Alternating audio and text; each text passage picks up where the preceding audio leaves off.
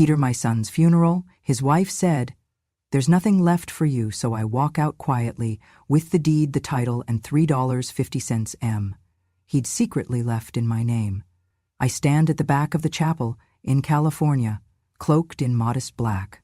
A quiet presence that seems almost invisible, yet every laugh, every whisper ricochets off my senses like a chorus. The scent of lilies clings to the air, but cannot reach the hollowness inside me. I feel every glint of mourning velvet and muffled condolences as if they were mirrors reflecting my grief back at me. My son is gone, Daniel is gone, and here I am, present but erased, present but unacknowledged. I am a silent silhouette, a mother in black, moved to the margins of her own sorrow. The chapel doors creak, and Emma sweeps in with hesitant confidence, her heels clicking on the tile like a mock heartbeat announcing her arrival. She enters on the arm of a man I do not know, dressed in a suit too sharp, too confident, someone who belongs to ambition and greed. He carries himself like he owns everything in the room, scanning for approval in a sea of mourners and calculating eyes. Emma's face is composed, too composed, her lips pressed into a smug line that tells me she is thankful for my silence because now the stage is hers. I watch her approach the front pew with deliberate grace. No one offers me a seat here.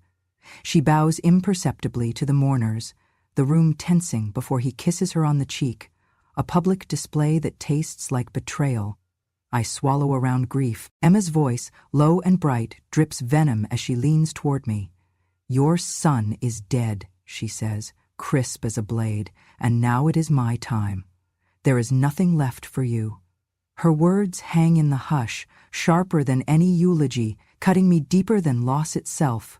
This is more than arrogance. It is the final argument in a war I did not start. The man's eyes meet mine, and his gaze is a disdainful sneer, accusing me of intruding on a triumph they have styled as victory. For a moment, I am trapped in the darkness of his contempt, the awareness that my sorrow is seen as a nuisance. I do not cry, not yet.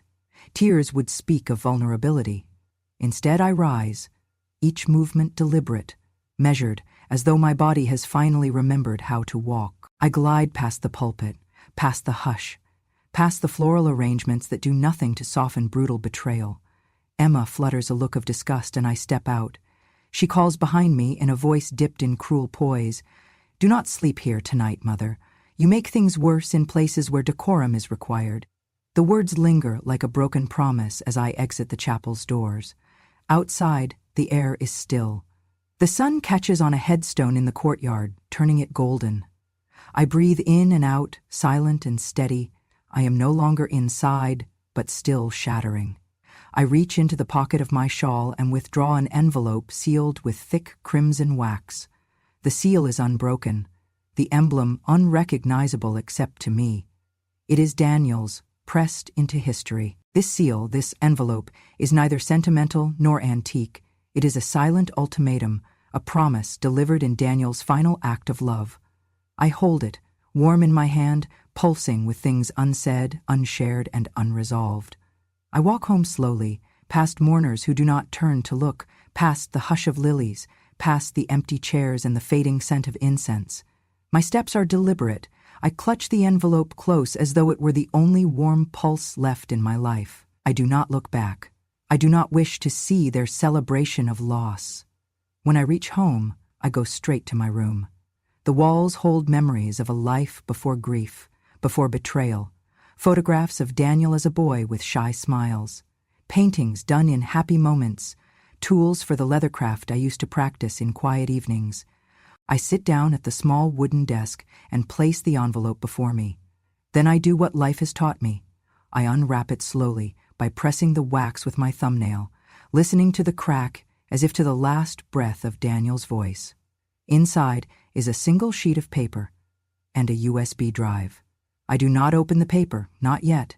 Instead, I press the play button on my tablet, plugging in the drive.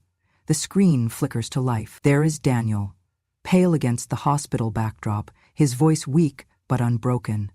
"Mother," he says, "by the time you see this, I will be with your husband. Please do not grieve.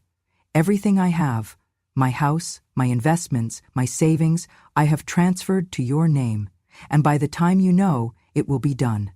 Do not let Emma have a single cent. I classified her actions. She betrayed me. His eyes flicker to someone off camera, fear mixing with sorrow, and he finishes, no apology means more. Live, mother, live in your own name. I love you forever. And then the video ends. I sit at the desk. The envelope is open. My eyes close. I fold the paper. I cradle that memory, that impossible sacrifice. I breathe, and I finally let tears come, quiet and cleansing, tracing paths down my cheeks. Outside the window, the late afternoon light holds on to the day as long as it can, and I hold on to Daniel with every drop of grieving gratitude I still have breathing inside me. I used to be known as a leather artisan, crafting bags and belts with my own hands in the evenings, when the California sun finally let go of the day. My fingers knew every curve, every stitch, every fold. I once bundled up my first paycheck from a small export order, so proud I could hardly breathe.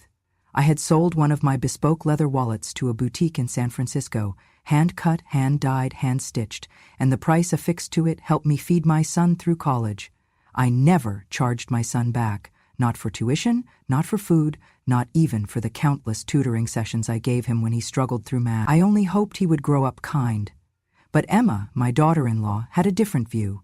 I laid out a series of finished wallets on the kitchen table once, newly oiled and smelling rich with tanned leather, and Emma looked down at them as if they were clay pots from the dollar store. She said, loud enough for half the neighbors to hear, "Handmade leather looks like market trash. Who even uses that anymore?" I forced a smile, nodded, and packed the pieces away. The sting grew inside me like acid, not for my ego, but for the memory of the loving craftsmanship I had once poured into every stitch. Another time I painstakingly embroidered a leather handkerchief for my granddaughter's birthday. The baby pink stitching was so delicate, each flower petal soft with love. Emma saw me hand it over and threw it onto the couch. Handkerchief? How antiquated. We live in the 21st century, Mother. No one wipes their nose with handkerchiefs anymore. She laughed. My granddaughter, wide-eyed, touched the soft embroidery, but Emma brushed her hand away and told her to play with her phone. I left the room quietly, the handkerchief catching the afternoon light, just a fragile echo of a tradition no one valued. Then there was the local artisan fair. I took a whole collection of my best work, leather bracelets, card holders, a custom tote with inlaid floral pattern, and everything she'd taught me about sourcing fair trade dye. I brought them there, hoping to show my granddaughter that creation is better than consumption. But I overheard Emma whispering to her friends, "Who would look at old-fashioned leather art? That is so out of date." They laughed. Only one passerby paused and touched the embossed petals on the tote, nodding and buying a bracelet. That was enough to keep me going. All these moments tended to spin themselves into my memory like threads unraveling in the night. I remembered spending hours stitching that wallet that saved Daniel's tuition. I remembered the sacrifice, selling one piece of my craft for a price higher than I ever imagined. I thought Daniel would remember, but he never mentioned it. After Daniel's diagnosis hit, aggressive, fast-moving suffer, I had sold what I could to keep him comfortable. That final wallet sale put us over the edge enough for a treatment his insurance denied. He was weak by the time he held that worn leather piece in his hand and pressed my tear-wet cheek, saying, "I love you, Mom," the way only he could when life was slipping away. Those words did not sound petulant or heroic. They were real and heavy in my chest.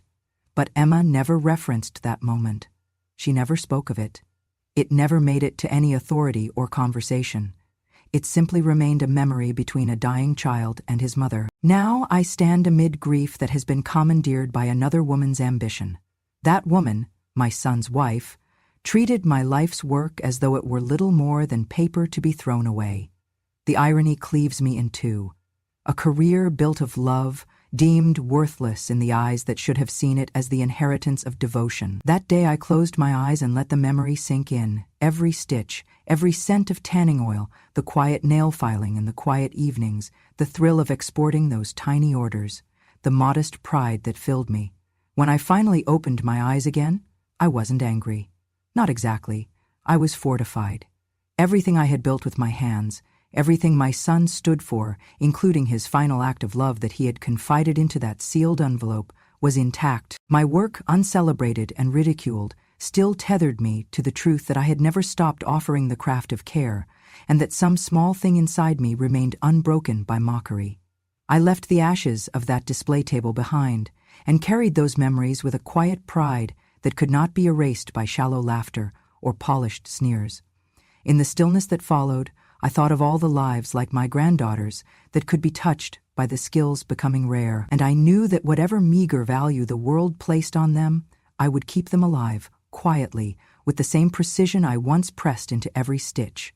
In that moment, I folded the shame until it became a shield, and something quiet but fierce kindled inside me, the knowledge that preservation carried a power greater than prestige. I entered my son's lawyer's office that afternoon with a heart both heavy and oddly steady, holding a sealed envelope in my gloved hand that felt like the weight of everything I had lost and everything he still gave me. And when I handed it over, the lawyer looked at me with eyes that waited for explanation, but I only nodded and said, "This is for me," hoping that mattered more than words. The envelope was opened with deliberate care. The wax seal cracked softly like a sigh, and inside there was only a USB drive with Daniel's handwriting on it. Final message from Daniel Reynolds. My fingers trembled, but I did not pull away. I held it, and I felt a tremor of life in his handwriting. Alive even now. I asked them to play it for me, and the lawyer cleared his throat, his voice attentive but gentle, saying, "Ma'am, are you sure?" I nodded firmly and said, "I am my son's mother. I need to hear his voice." The video flickered to life on the screen. There was Daniel, gaunt from illness, laying on a hospital bed, with tubes in the faint rhythm of machines behind him. His voice was quiet, tender, fractured by pain, but laced with clarity. "My beloved mother," he began, his eyes steady on the camera, "by the time you see this I will be with your husband. Please do not grieve for me. Everything I had I have made sure is yours. My house, my investments, every dollar I could touch." Pause, his breath trembled. "I know this is hard, but I need you to know Emma betrayed me. She poisoned me bit by bit in ways I trusted her not to until it was too late." He closed his eyes briefly and then continued. "She will expect to benefit, but I do not want her to benefit from a single cent." I closed my eyes and clenched my teeth to keep from sobbing. "I love you, Mother. Please do not seek revenge. Live for both of us." Then the screen went black, and for a moment all I could hear was my own breath, quick and ragged. I staggered, and the lawyer stepped forward, worry in his eyes. But I shook my head and whispered, "No, let me just—" I fled the room and pressed my hands into my eyes as tears, long held back, burst through. I sank to the floor and cried until the exact shape of his final words, his final breath, became etched in my mind like unbreakable crystal. My foolish child, I thought, my precious foolish child, dead and still looking out for me. When I finally stood, I said aloud, my voice trembling but clear, "My foolish child, he is dead and he still cares for me." And in that moment I knew. I held the deed, the title, the $3,500,000 0 cents he placed in my name, and the proof of the betrayal. I held everything to address his final wishes and uncover the truth, to protect what he loved and expose what hurt him. And I would do that with the calm certainty of someone carrying not just grief, but justice. I did not answer Emma's second call, not immediately. I let it go to voicemail, with its hollow ring echoing like a specter of confrontation I did not want to face. She called again. Her voice was theatrical, as if rehearsed. "Mother, you must come back to settle things. We need to finalize everything, from the funeral details to the legal papers. For Daniel?" I stood by the window, looking at the late afternoon sky before I spoke into the phone with calm clarity. "I will come. If by that you mean I should come to learn the truth?" She hung up. The words hummed in the hall and then in my heart. That evening, I dressed quietly in black, the fabric cool and familiar, and I drove to the house where Daniel and Emma had lived. I climbed the steps and knocked. One slow, deliberate tap. The door swung open before anyone could say a word. Emma stood inside, dressed in a smart dress, hair perfect, her posture narrowed into curves of defiance. her lips pressed into a mask that said, "Watch me." Family members lurked nearby, whispering about division or inheritance or drama, barely masking anticipation. She held up a legal pad with a line to sign, a waiver of inheritance rights and final estate documents. My chest tightened, but I looked at her through steady eyes and asked, "You wish me to sign over what Daniel spent so many sleepless nights building?" Her face contorted. She said, with a look of contempt that slammed harder than words, "Just sign it, or I will have the attorney do it in probate. You have no claim, Mother." The room closed in with polite eyes and decorum. Then I reached for the inner pocket of my coat and withdrew the USB drive. Once it was in my hand, I pressed play without hesitation on the speaker the lawyer had kept discreetly placed there. The video came to life in the hush. It was a clandestine camera angle of Emma and her lover in the kitchen, arguing in low voices not meant for anyone else's ears. One voice, cold with calculation, said, "He will never know it's poison in his tea if we stagger the dose." The other laughed, harsh and mirthless. The audio was clear, damning. My heart slowed as the family's faces drained color. Emma's lips parted, her eyes widening in silent horror. Her lover lurched backward, a flash of panic breaking through his arrogance. The hush became an avalanche of truth. I stood, unwavering, and spoke. Each word carried the weight of betrayal and love. I no longer need a cross to tell who died on it. Silence swallowed my statement whole. The man bolted backwards. Emma collapsed into a chair, her composure in tatters. For a heartbeat, the room held nothing but that single sentence I had spoken, ringing louder than thunder. Then Emma screamed. "You are a murderer!" she cried. But I shook my head. I just said, quietly, "No, your actions were. And now the truth is here." She clutched her throat like life was slipping through her fingers. Her lover was already disappearing toward the back door, hedging his way out. I turned and walked toward my car. As I passed the small crowd, their faces were pale shells of anticipation. Whispers began to rise. Did she just accuse them of murder? Where's the police? I did not look back. Outside, the evening air was heavier than usual. I walked out and paused by the car. I pressed the drive in my pocket again, the small device holding my son's final message and the poison plot. I whispered to myself, "He made sure things were in your hands, Mother." Then I drove off. Over the next 2 weeks, the legal wheels turned swiftly. While Emma's attorneys petitioned for probate, Daniel's sealed will and signed property transfer took precedence in court, a quiet assertion of his final wishes. In the rearview mirror, I saw Emma standing in the doorway, her back to me, hands clutching her face.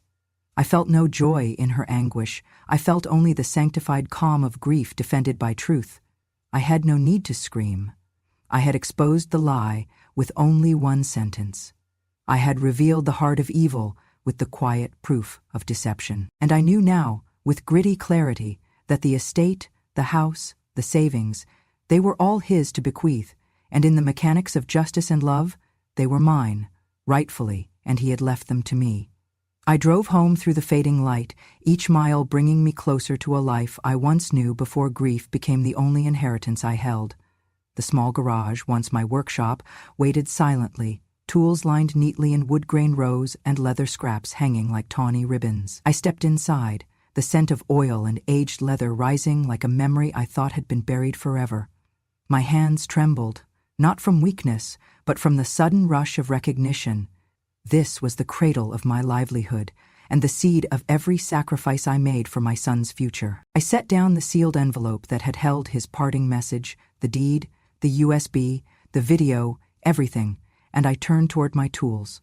I picked up a worn leather hide, one I had bought for the academy, heavy, vegetable-tanned, warm to the touch.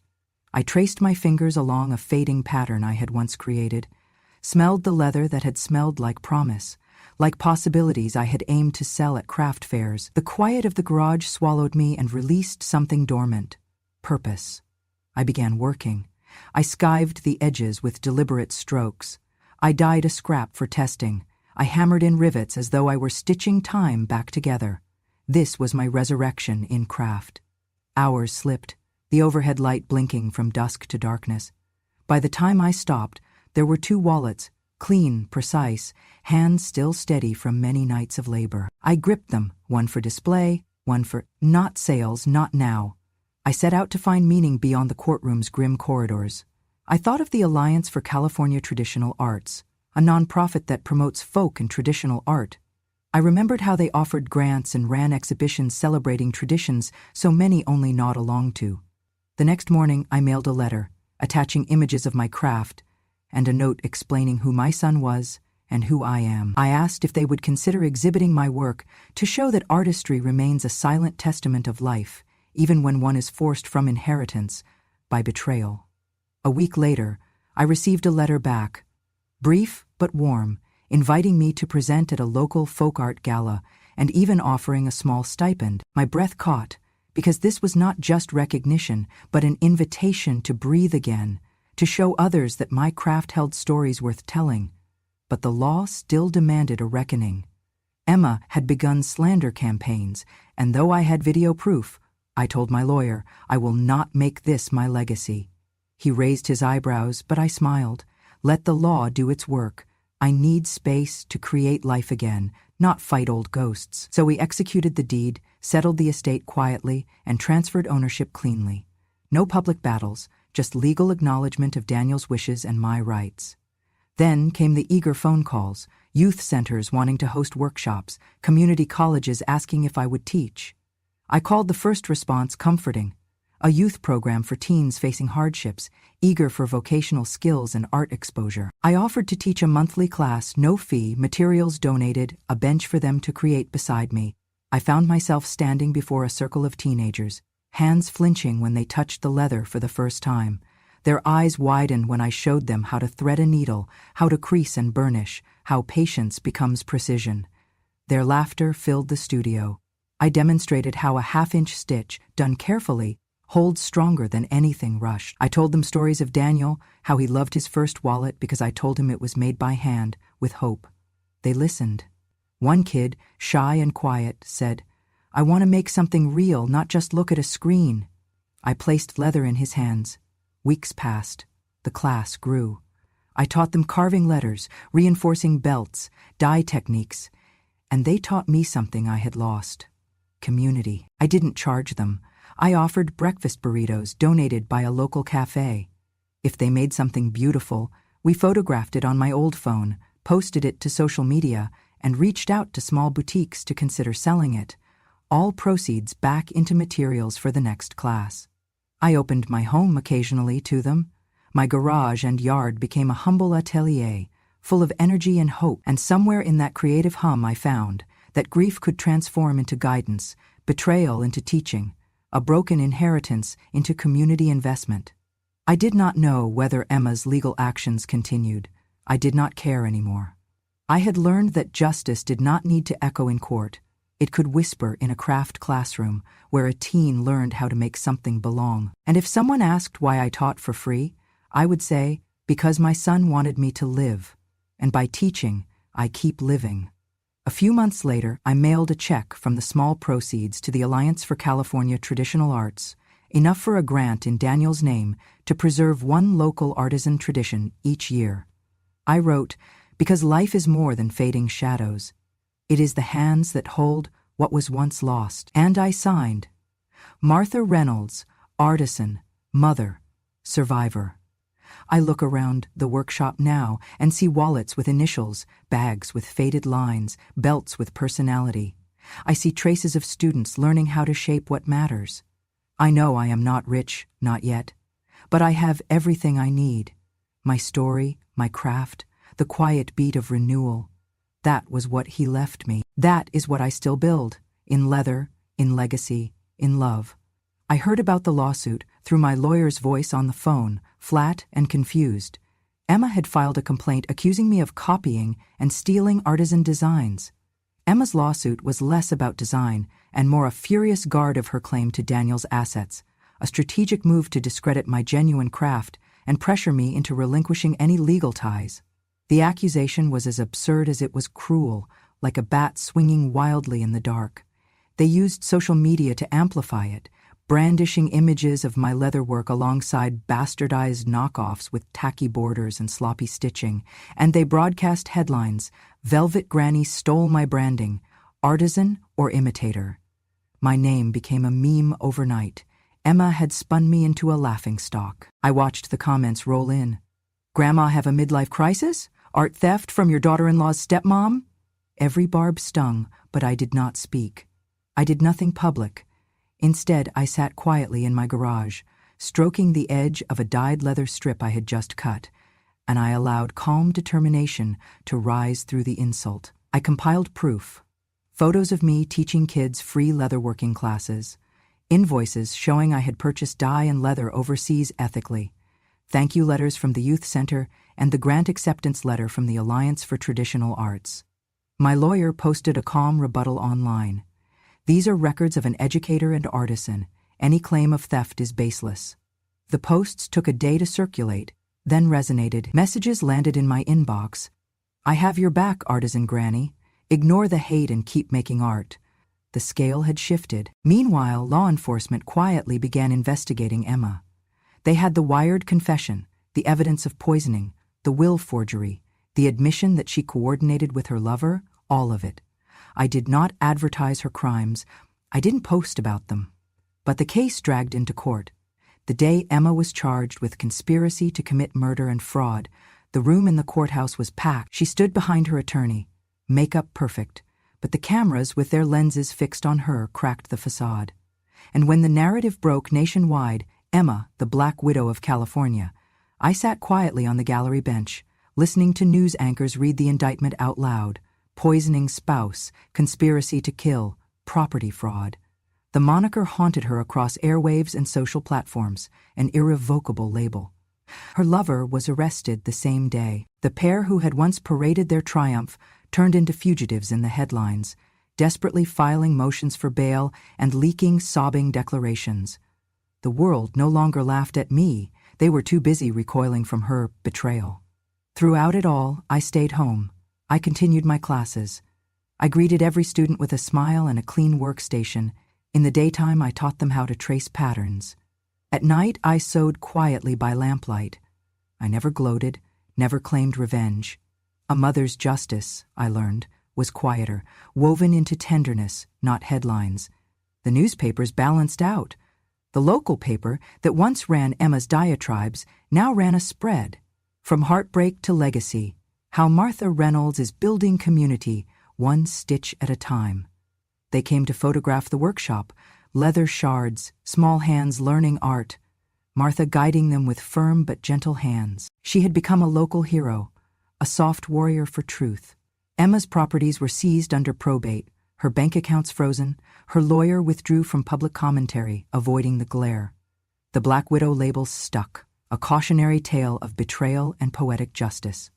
I did not dance triumphantly. I did not collect followers. I watched the justice system do its work, not for me, but for Daniel, who left the roadmap, and step by step I walked forward, with compassion, with purpose, with my son's final message as compass. I bought back the house, not as an act of vengeance, but as a soft reclamation. I signed the papers quietly in the lawyer's office, then walked through the front door where Daniel once lived with Emma. The walls were still bare, the rooms echoing absence. I breathed in the dusty calm and thought, here is home again, but this time with purpose. I restored the house slowly. I kept the beams, patched the floor, sanded the windows. I painted walls in soft pastels so that the afternoon light would dance gently, not glare. I turned the living room into a gallery with shelves of leatherwork and photos of my students.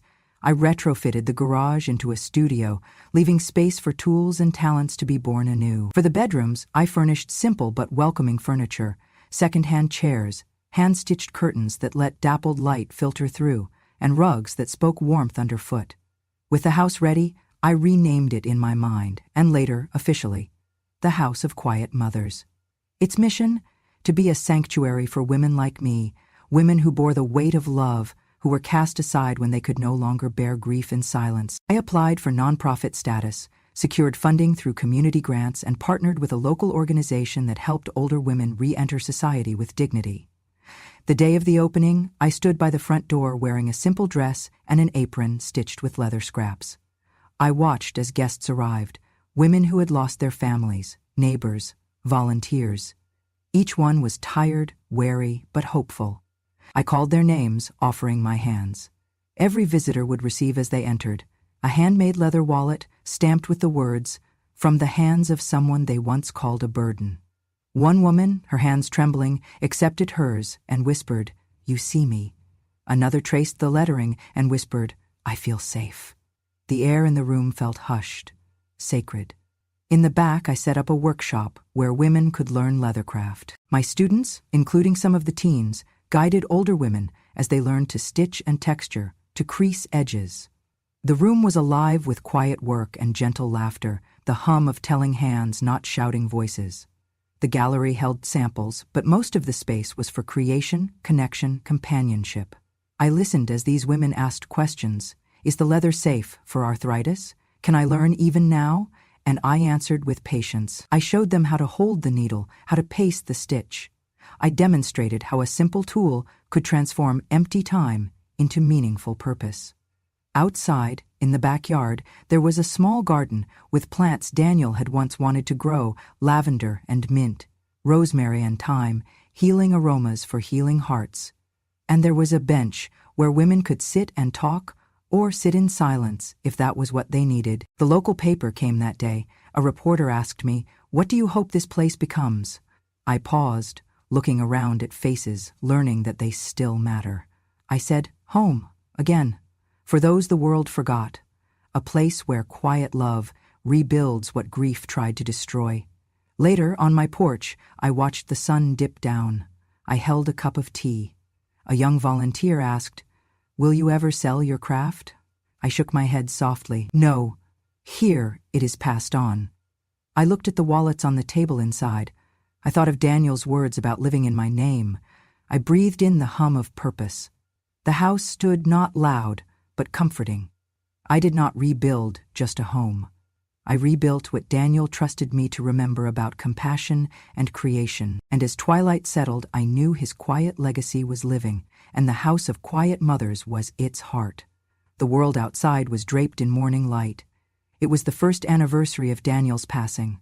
A knot had sat in my chest since sunrise, not grief exactly, but the pull of absence. I turned on the small TV in my workshop, a familiar ritual, and pressed play on the final video Daniel had recorded from his hospital bed. His face appeared soft and distant, but his eyes were steady. "Mother," he said, voice thin but clear, "you cared for me my whole life, even once I had left this world. Thank you for being my strength." He paused, laying down as though catching his breath. "Live, Mother, live for both of us."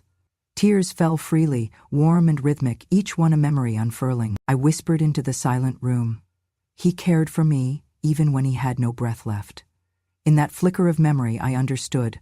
Love's echo can outlive death. I pressed pause and sat still, letting grief and pride intertwine. My workshop was quiet. The leather scraps lay around us, but none cut as sharply as memory.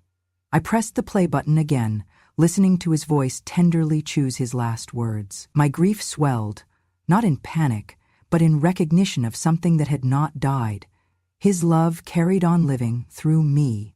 I rose and walked to the small altar I'd set for today. A framed photograph of Daniel laughing, the exile of sorrow replaced by a breath of bittersweet joy. I knelt before it, voice clothed in sorrow that was still strength.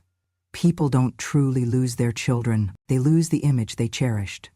I laid a leather rose at the frame, crafted from scraps, simple, sturdy. One of the attendees at the memorial for the house volunteers, a young woman named Maria who had grown close to me, stepped forward and said quietly, "You are living in his place, ma'am." Her words were not accusation, they were truth. I felt the weight of them calibrate me. In that moment I realized I was not surviving for me, I was living for both of us. Later that day, I stood before a small gathering of community members who had come to honor Daniel's memory. I held one of my handmade leather bookmarks, simple and smooth, embossed with a quote, "Love does not end, it transforms." I looked at the faces measuring me, measuring themselves. Then I spoke. I was once defined by my grief, a mother betrayed by silence and hatred. Now I carry forward love by remembering what matters. I offer this message to the world. You do not need blood to be called son or daughter. And I, just needing to offer my smile again, is all that remains priceless. The crowd nodded. I felt their hearts open. The room held quiet reverence, not pity. In the days that followed, people wrote to me. Some told stories of lost children, of mothers left behind by grief. Others shared how learning leathercraft gave them something to hope for, something to build. I never sought fame. I sought belonging. And over this year, it has grown, not in the noise of headlines, but in the slow flowering of connection. That night I lit a candle and placed it beside Daniel's photograph. The flame trembled, touching his face in gold, as though continuing his quiet voice. I watched it burn and whispered, "Your voice lives in every hand I guide, every stitch I make, every life I hold." Outside, the house of quiet mothers stood calm under moonlight. Inside, hearts that were once silent discovered a strong beat moving again. I closed my eyes and thought, I am not alone. He is not lost. I breathed out, steady and full. I am living _. If this story touched something quiet in your heart, then you understand. Justice doesn't always arrive in the courtroom. Sometimes it walks on quiet feet. Sometimes it speaks with a mother's voice. If you've ever been cast aside, silenced, or underestimated, know this. Your story still matters.